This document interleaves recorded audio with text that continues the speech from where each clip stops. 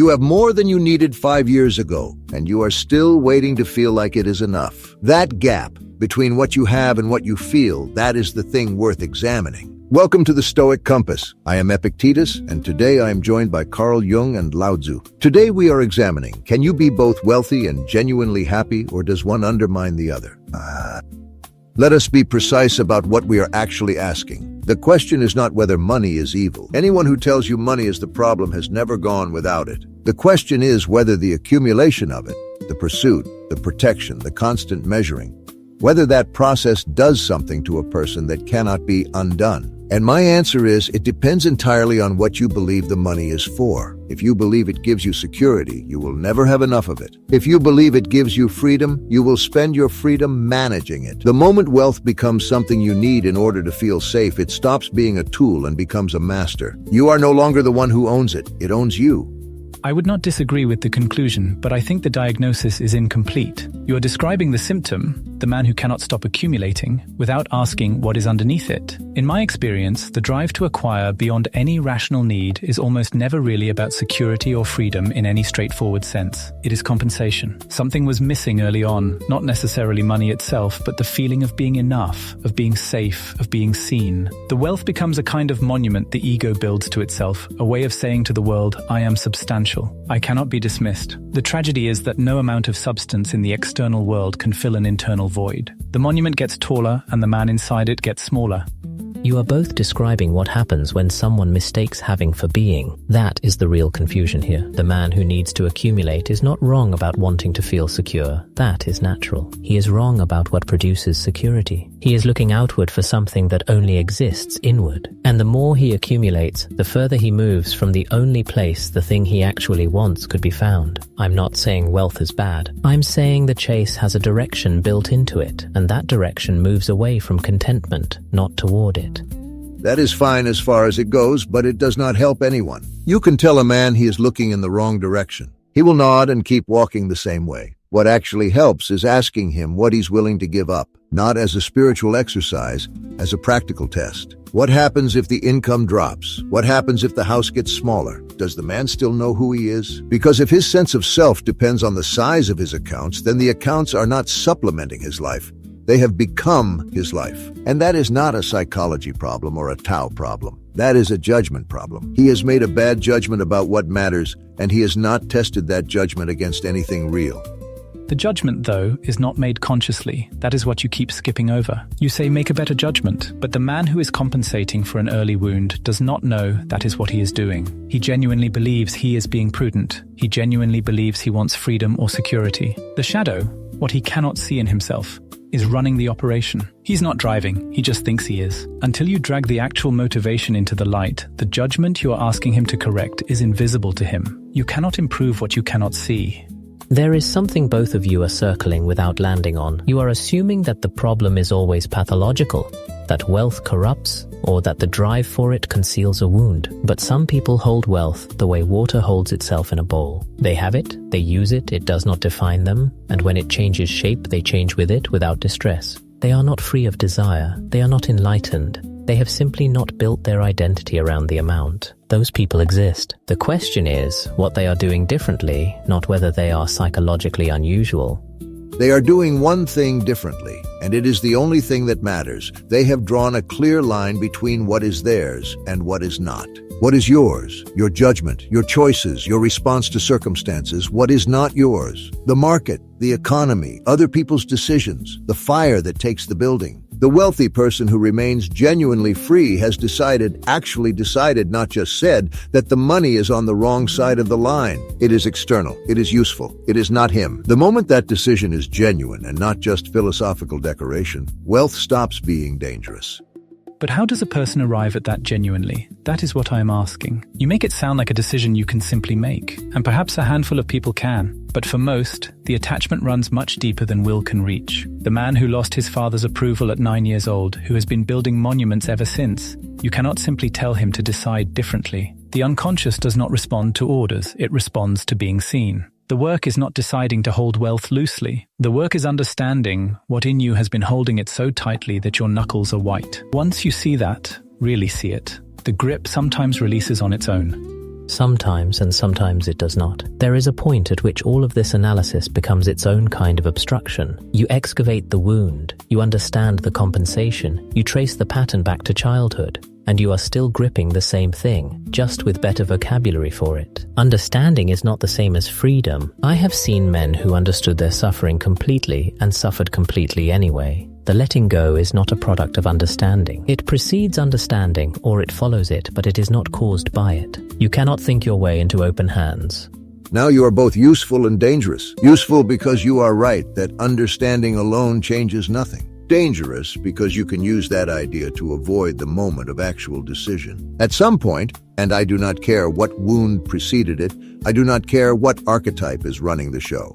At some point, a person has to act differently than they have been acting. They have to look at the thing they have been building their safety on and say, this will not hold me. That is not a thought, that is a confrontation. You stand in front of the thing that has been running your life and you name it for what it is. And then you decide whether to keep serving it.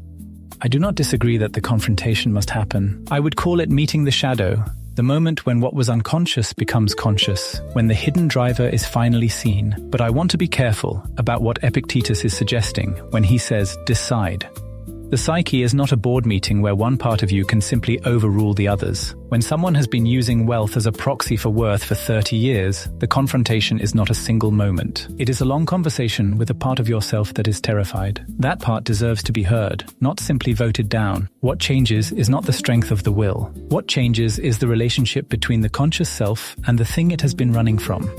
What you are both describing is a kind of warfare. EPICTETUS, you want to conquer the attachment. Jung, you want to negotiate with it. But the attachment is not an enemy, and it is not a tenant with rights. It is simply a habit of attention, where you have been looking, what you have been measuring, what you have been treating as important. Habits of attention can shift, not by force and not always by therapy, sometimes by contact with something that makes the habit look small. You meet someone who has very little and is genuinely at rest. You spend time in a place where the measuring stops. Something in you recognizes what it has been missing, and the recognition is quieter and faster than either a decision or an excavation.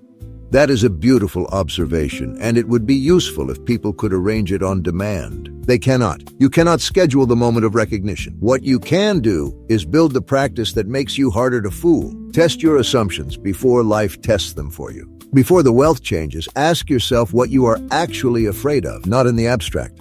Specifically, what is the number below which you believe your life stops working? Why that number? What story is underneath it? Not because the story will heal you, but because naming it robs it of some of its authority. The unexplained fear is the one with the most power. Name it, and you have at least some leverage on it.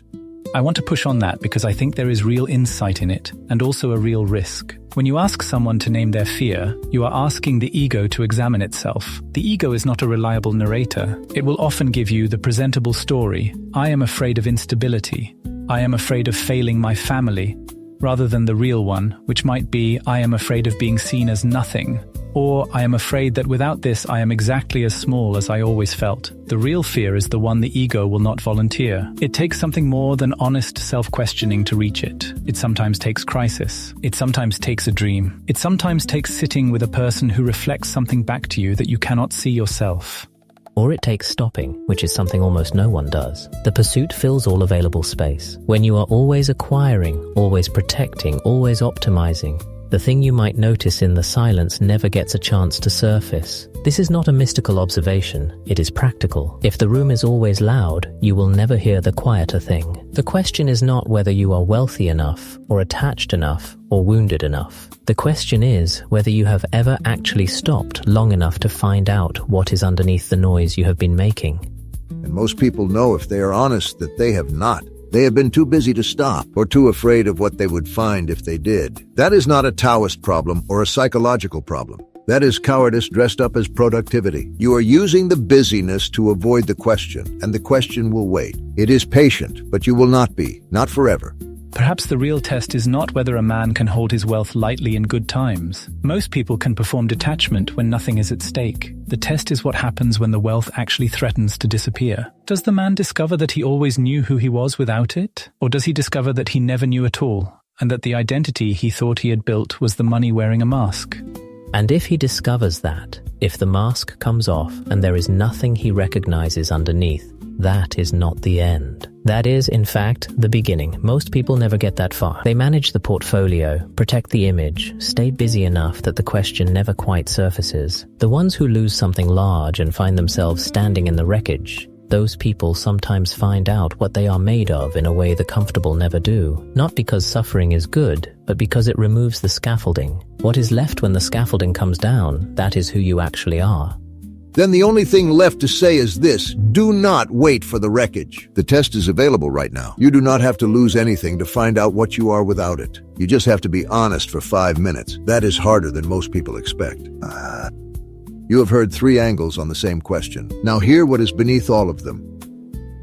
Wealth does not corrupt. Confusion corrupts. The confusion is this: treating something external as though it were the source of something internal. You want security. You want dignity. You want the feeling that your life is solid and yours. Those are real wants, but they cannot be filled from the outside, not permanently, not reliably. The moment you outsource your sense of worth to your net worth, you have handed the controls to something that has no interest in your well-being. The market does not know your name. The balance sheet does not care whether you feel like yourself. Here is what is actually in your control: what you value, what you measure yourself by, what you decide is enough. Those are yours. The money is not. It is useful. It is not you. You can be wealthy and genuinely happy, but only if you have been clear before the wealth arrived and while it stays and when it changes about what the money is actually for. Not in theory, in practice. Today, try this. Pick one thing you own or one financial position you hold and ask yourself, plainly, without flattering yourself, what you believe this thing is protecting you from. Write it down. One sentence. Not a story, not a justification. Just the fear underneath the asset. You do not have to fix it today. You just have to see it, because what you can name, you can examine. And what you can examine no longer runs you in the dark. The question was never really about money. It was always about what you have decided you cannot live without. Whatever that is, write it down, look at it, and ask whether it has earned that kind of power over you. Most of it has not. The things that actually hold a life together are not on any balance sheet. You already know what they are. The only work left is to stop pretending otherwise. If today's conversation has served you, take it further. Pay Attention by C. Tribu, 12 Lessons in the Practice of Seeing Clearly. Available now on Amazon.